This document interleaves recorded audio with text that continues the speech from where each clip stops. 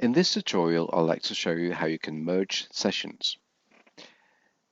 The idea is if several people are working on the same session, each can do their own little segment and they can all be combined to one large session. In this case, I already have created my part of the session.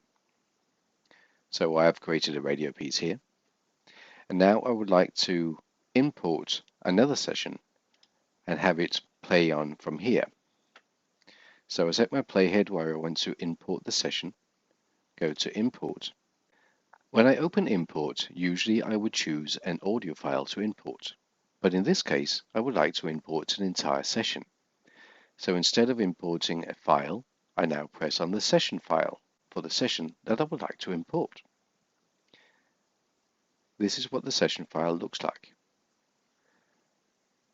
When I now say open, I now have my entire session placed from the playhead with all the tracks.